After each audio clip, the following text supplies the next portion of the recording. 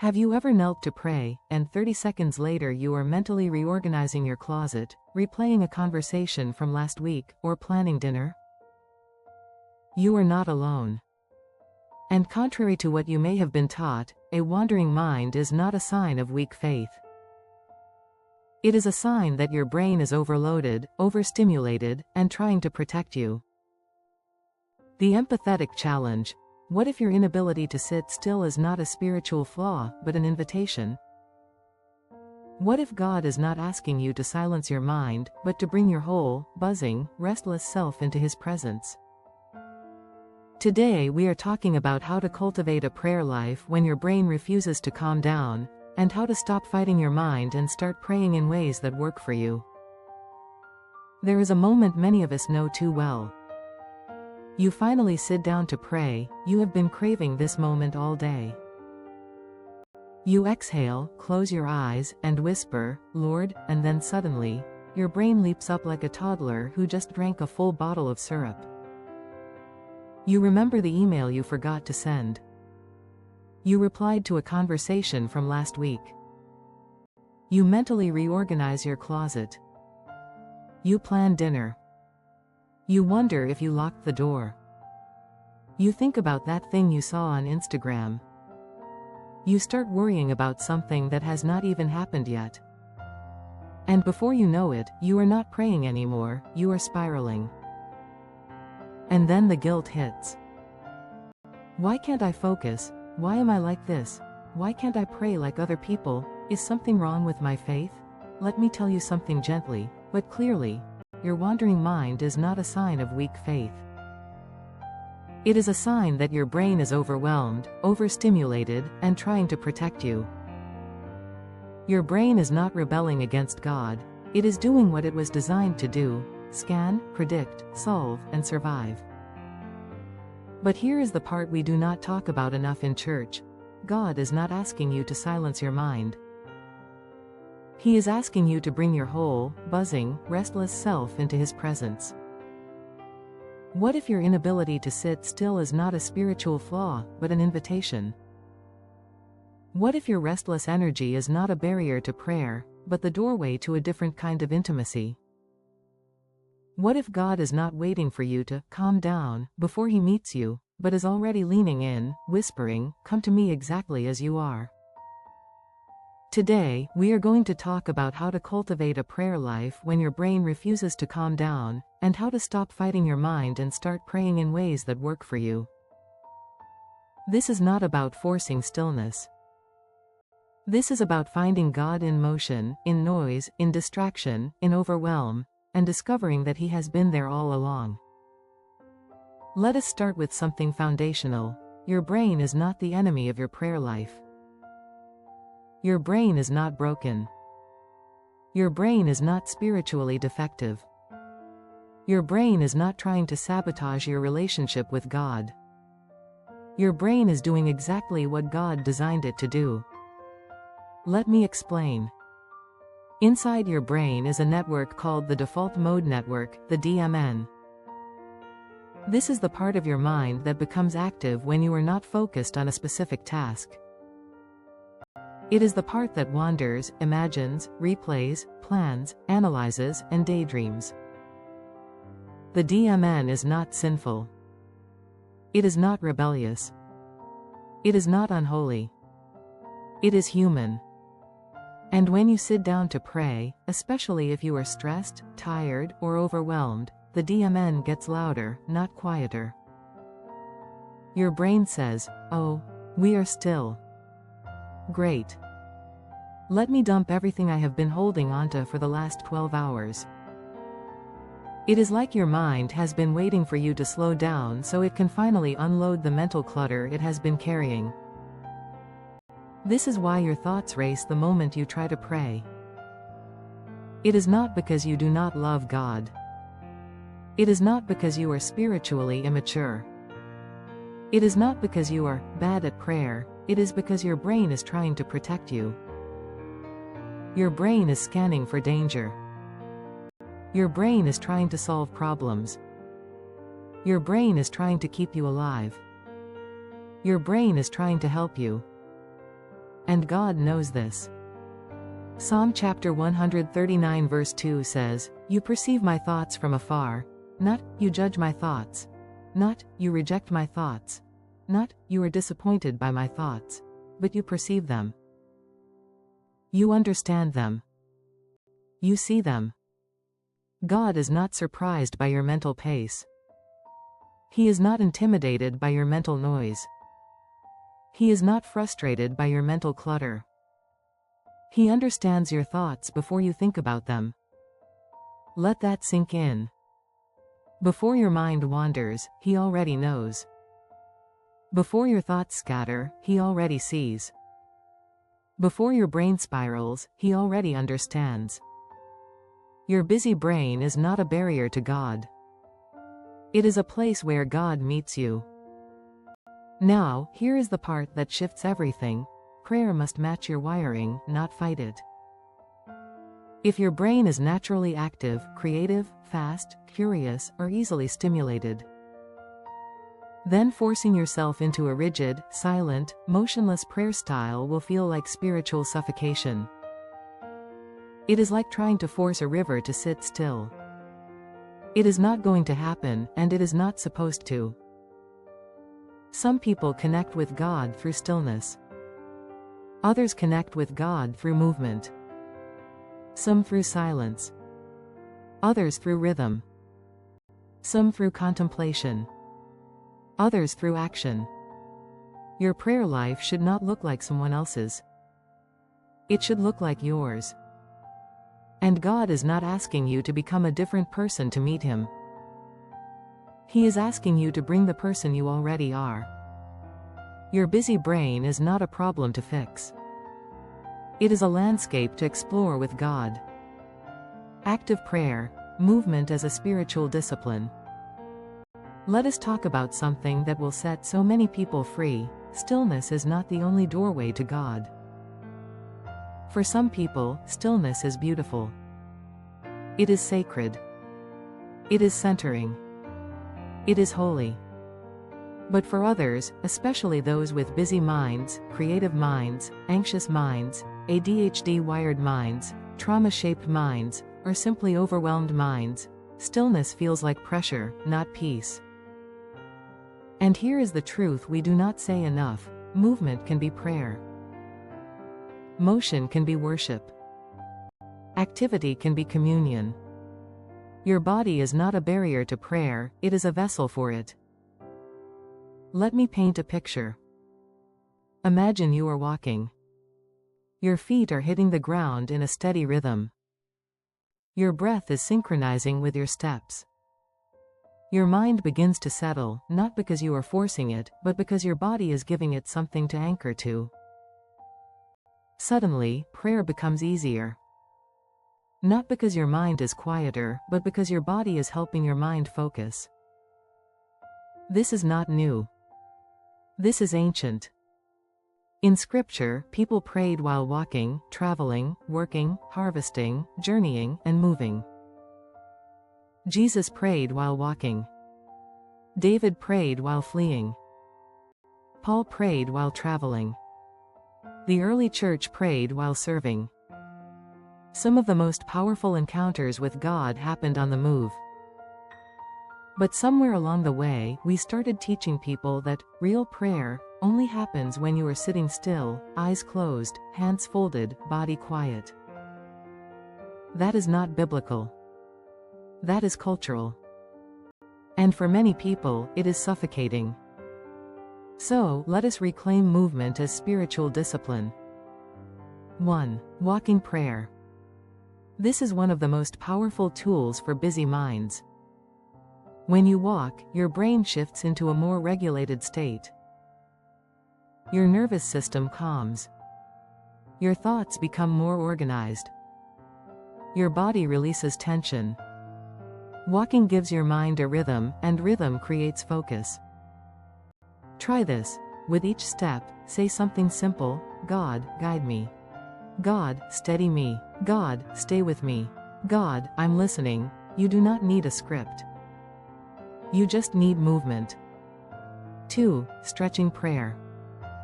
This is perfect for people who carry tension in their bodies. As you stretch, breathe deeply and pray, Lord, release what I'm holding.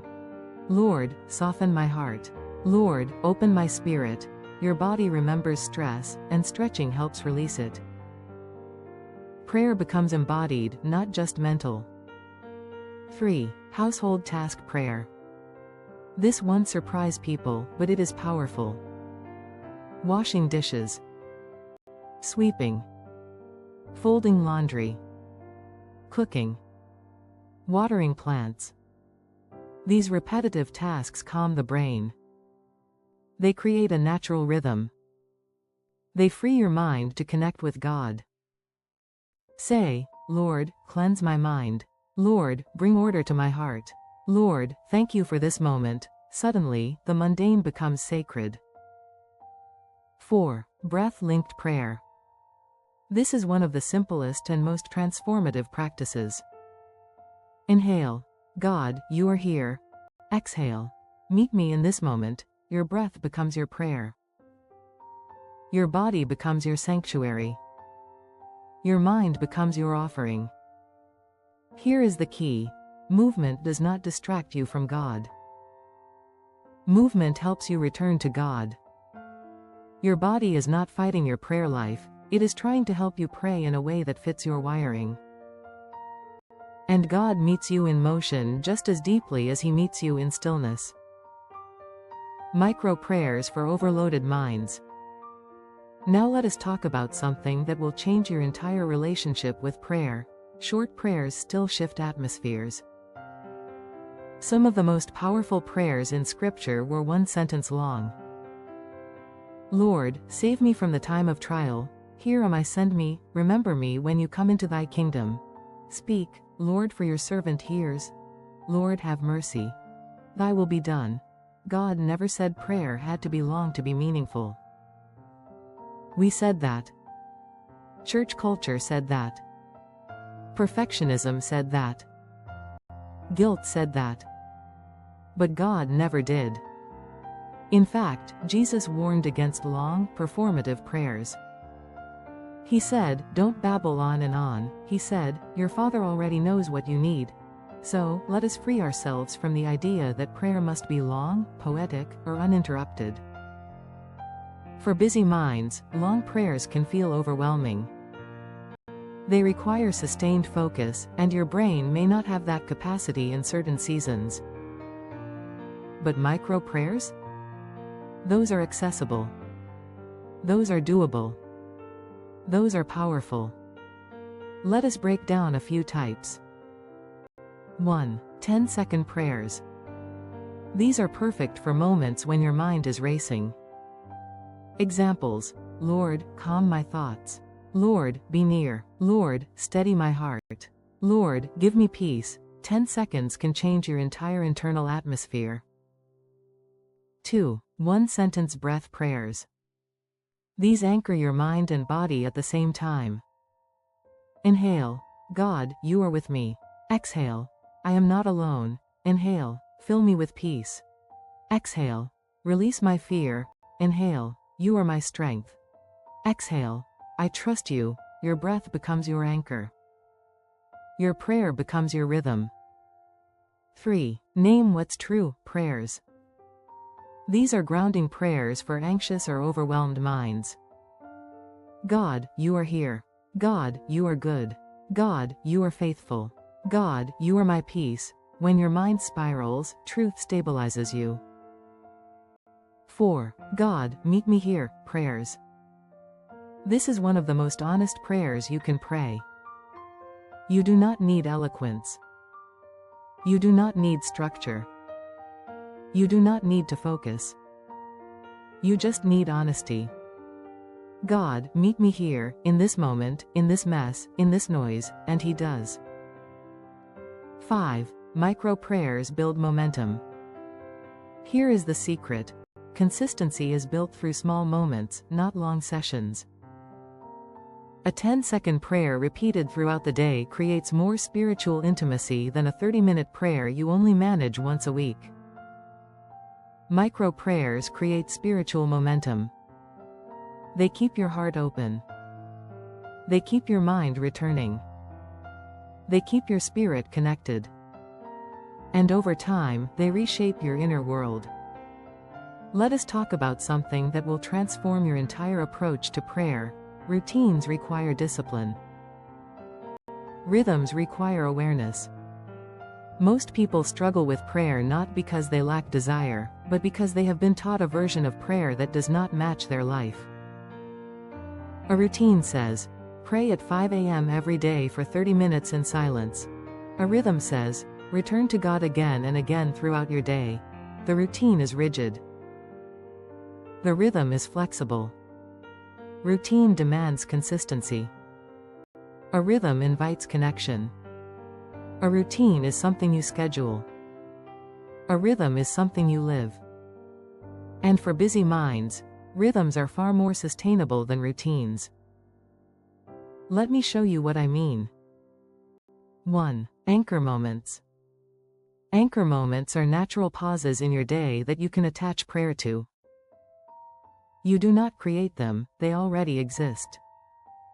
Examples: waking up, brushing your teeth, making coffee, commuting, starting work, taking a break, eating lunch, transitioning between tasks, walking to the bathroom, driving home, getting into bed.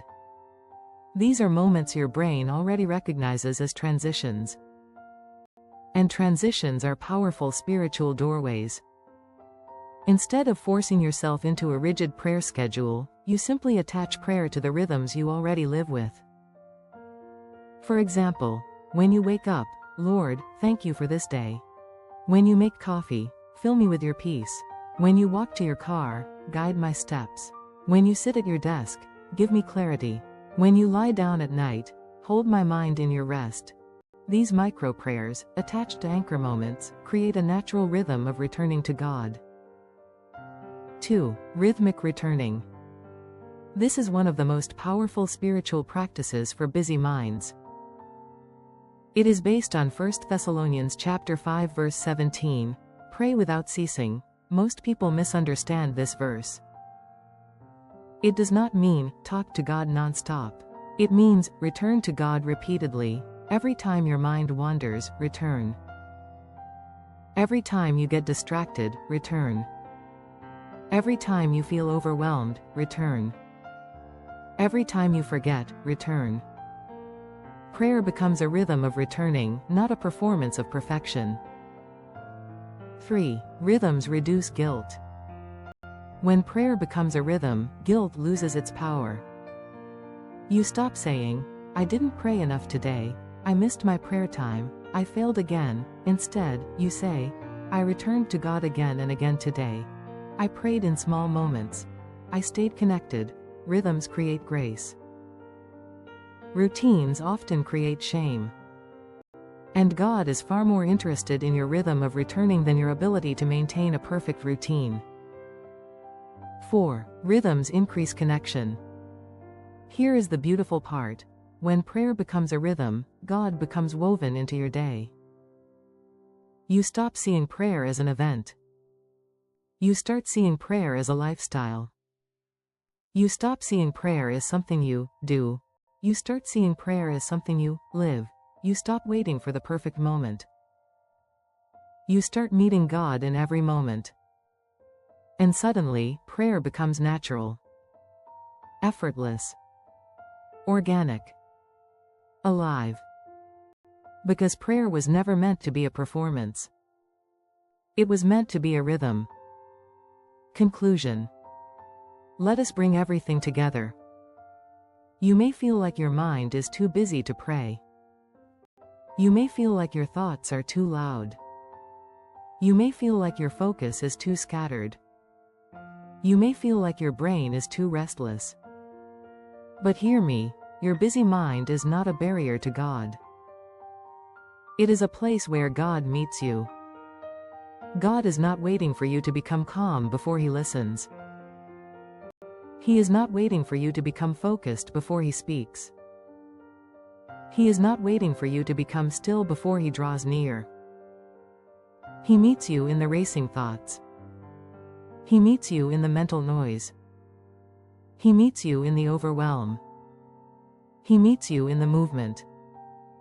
He meets you in chaos. Because God is not limited by your mind. He is present in your mind. Let us recap what we have learned. 1. Your busy brain is not broken. Your mind wanders because it is wired to protect you. Your thoughts race because your brain is overloaded. Your mental noise is not rebellion, it is biology. And God understands your thoughts before you think them. 2. Movement can be prayer. You do not have to sit still to connect with God. Walking, stretching, breathing, cleaning, all of these can become sacred. Your body can lead your mind into prayer. 3. Micro prayers are powerful. Short prayers still shift atmospheres. 10 seconds can change your entire internal world. Breath prayers can anchor your mind and spirit. Small prayers create big transformation. 4. Rhythms are better than routines. You do not need a perfect prayer schedule. You need a rhythm of returning. Anchor moments. Micro prayers. Movement. Honesty. Awareness. This is how you build a prayer life that fits your real life. Closing word. You do not have to fight your brain to find God. You do not have to silence your thoughts to be spiritual. You do not have to force stillness to be faithful. Bring God the real you, the moving you, the thinking you, the buzzing you, the overwhelmed you, the distracted you. Because God meets you in motion. God meets you in noise. God meets you in chaos. God meets you in your wandering mind. And every time your thoughts drift, every time your mind races, every time you lose focus, you can simply say, "Here I am, Lord," and He will always answer. Prompts for engagement. So, as you reflect on all that has been said, like and subscribe to the channel for more in the series. While doing this, think about 1. What distracts you the most when you try to pray? 2. Have you ever tried walking or movement-based prayer? 3. What is one micro prayer you can start using today? 4. Do you want a guided prayer routine for busy minds?